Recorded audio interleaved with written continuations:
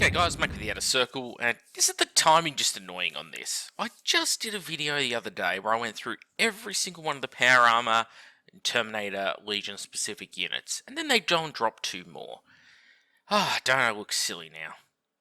Anyway, so we have Iron Hands and Blood Angels in this exemplary battle. So obviously we're going to look at the conversions just briefly, but we namely want to look at the unit rules here.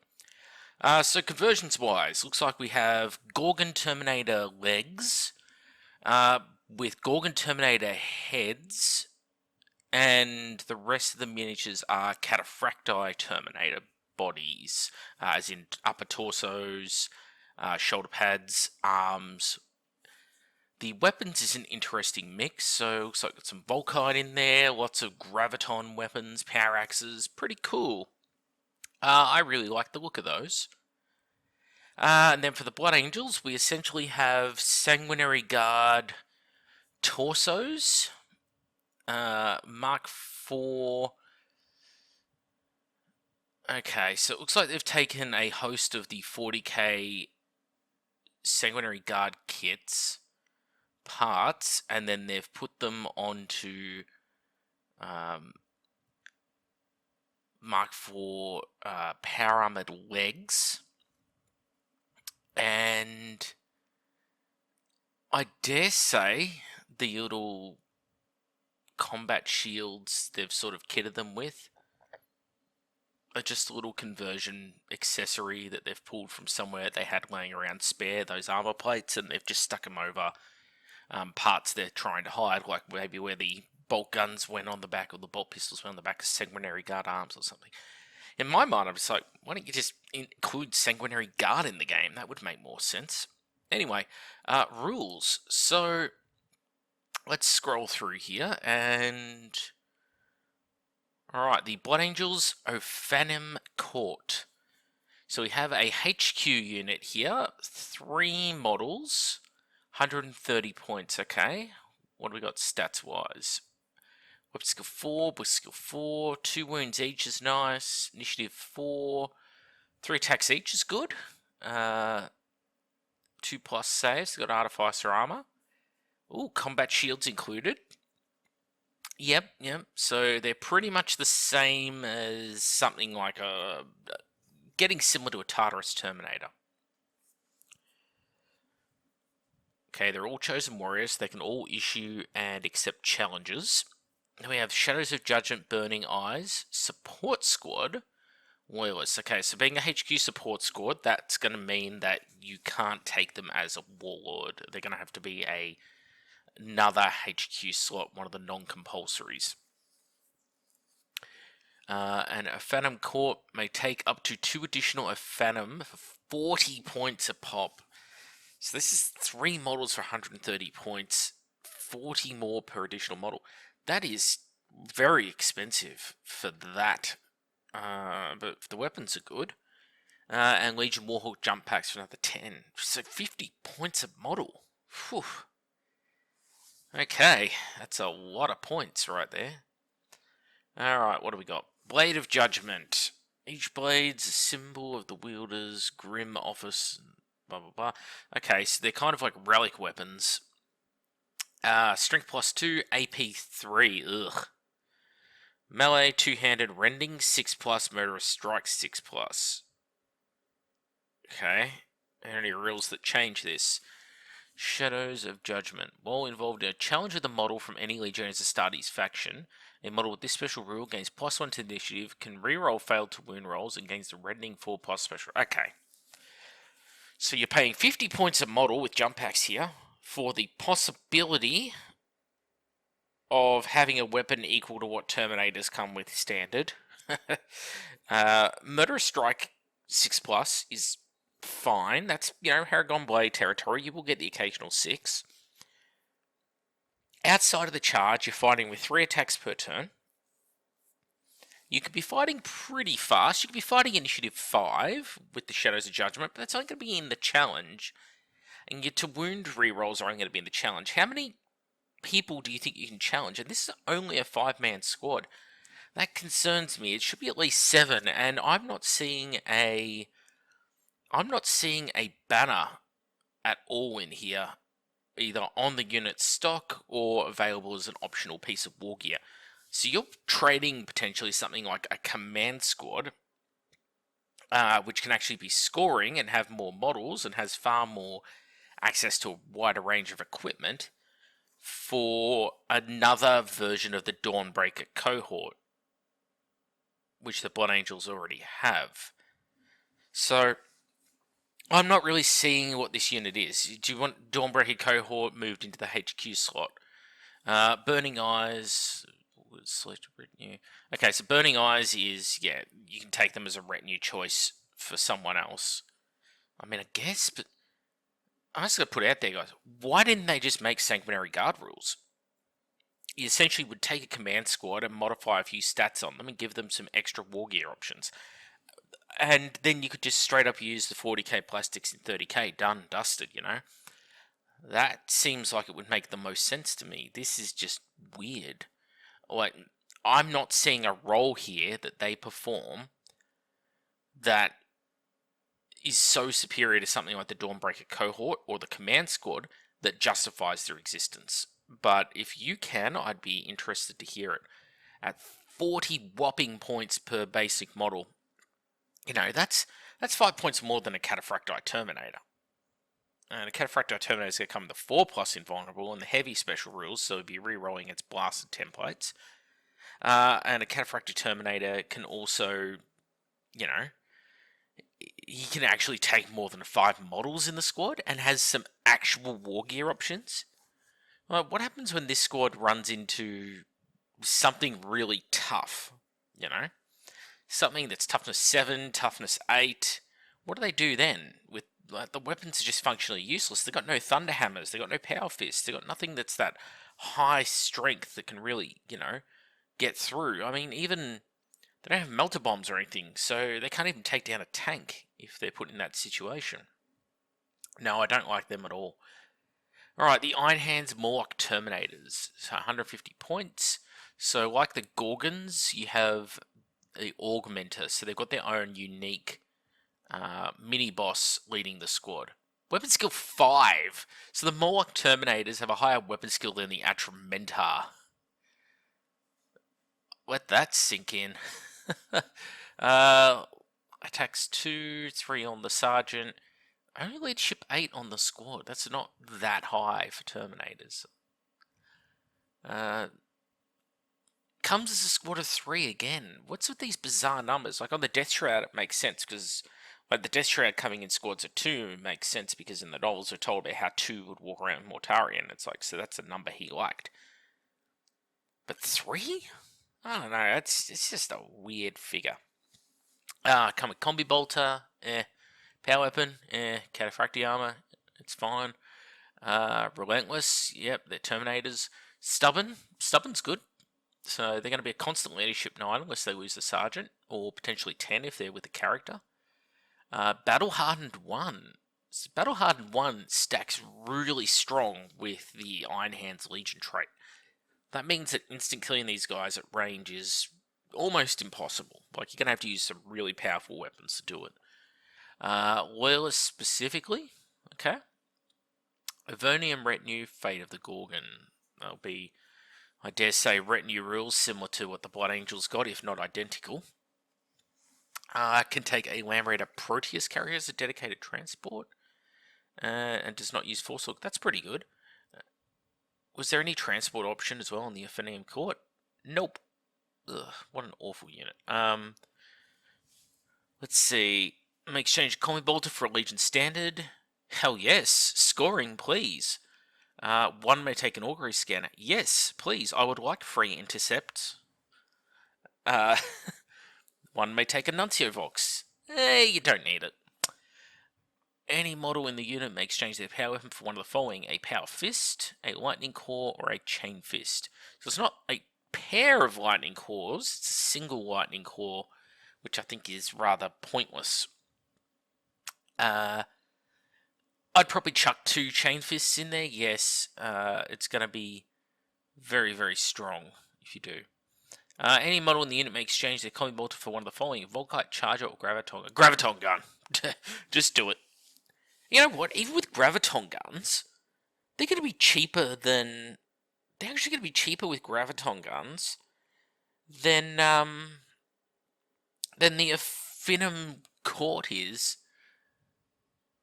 Than these boys are stock. They're going to be like 5 more points. Jesus. 5 more points for the Morlocks with a graviton gun, which is one of the best weapons in the game. Haywire is very, very strong in this edition. So, for those who aren't aware, when you hit a vehicle with Haywire, doesn't matter what its armor value is. On a 2+, it takes a whole point. On a 6, it gets penetrated. If you hit a Dreadnought with Haywire, on a 2 to 5, it will take a wound. On a 6, it's a no armor saves can be taken against it. These guys can gun down Dreadnoughts, especially with, if all squad is, firing them. That's 5 graviton guns firing. Which, speaking of squad size, 5 is a very small number to cap out at when everything... we've been seeing 15-man Terminator squads released. 5 is bizarre. I don't agree with that. I think especially if this is a bodyguard unit supposed to replace a command squad, go to 10, Go to 10. Any model in the unit may exchange their Combi Bolter for Volkite Charger or Graviton Gun. I mean, the Graviton Gun would be my pick, but Volkite Chargers would also be very good. Lots of shots, strength 5.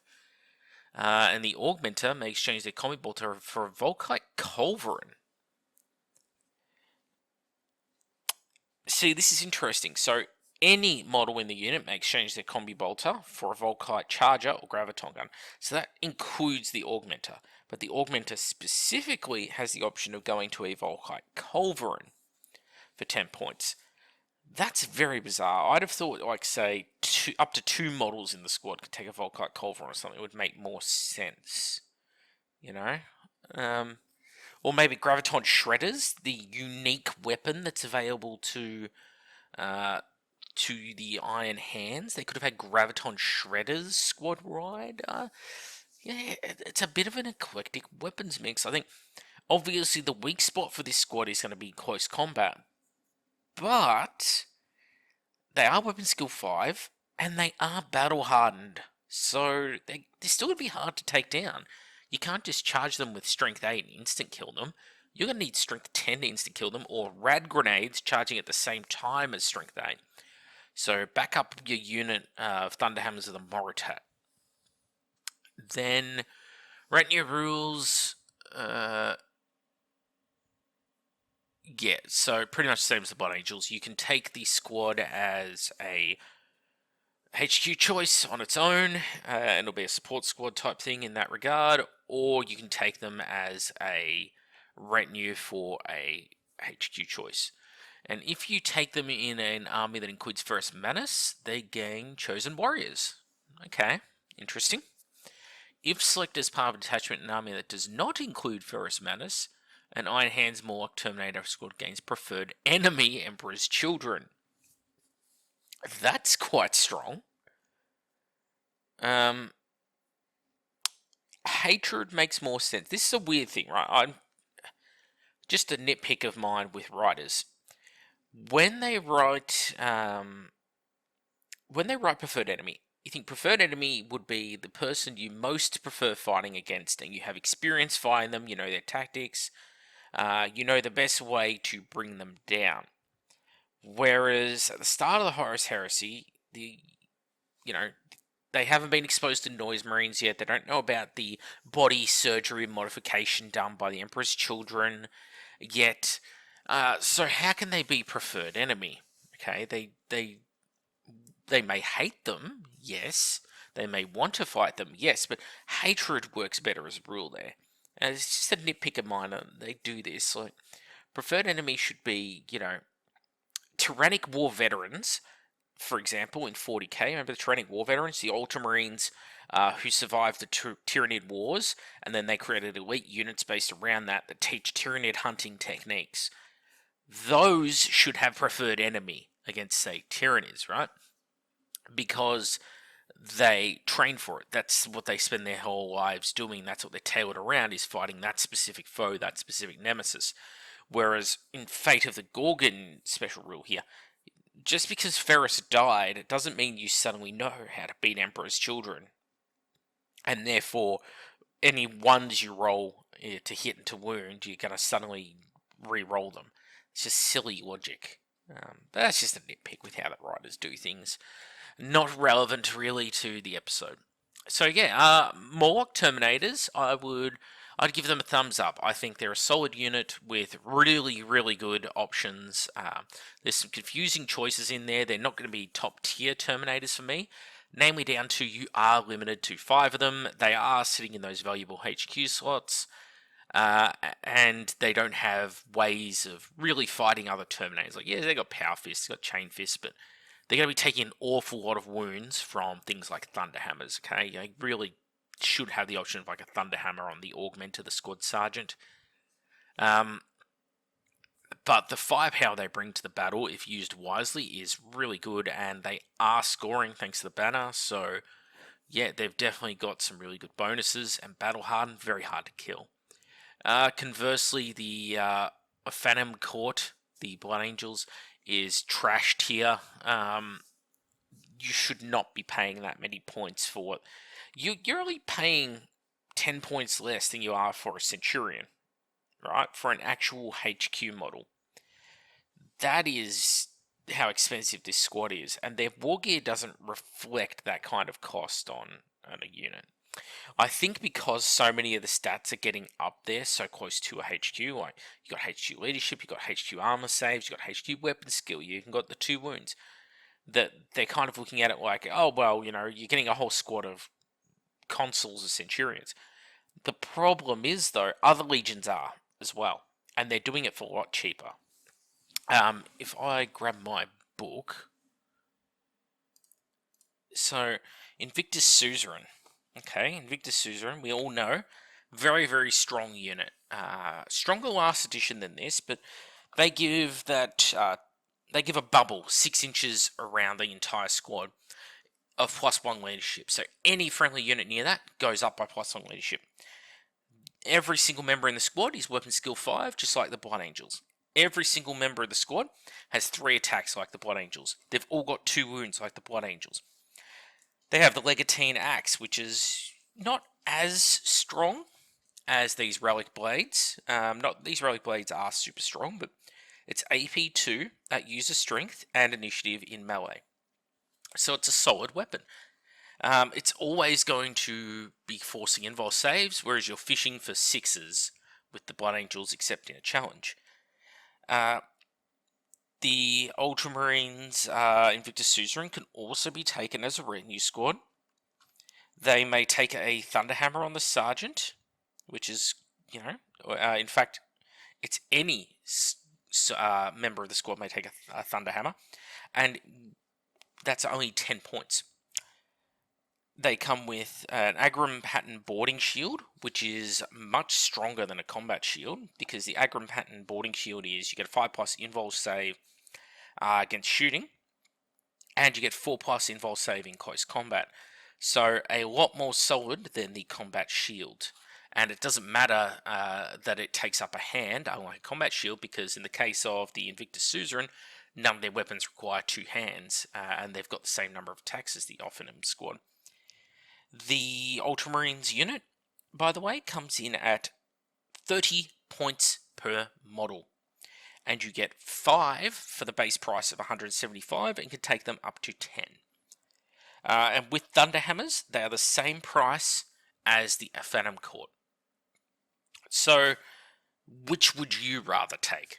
A unit that has similar amount of killing potential, definitely has more survivability, the Suzerain, a little bit slower, but they have they actually have transport options as well. Like they can take a Lamb Raider Proteus as a dedicated transport.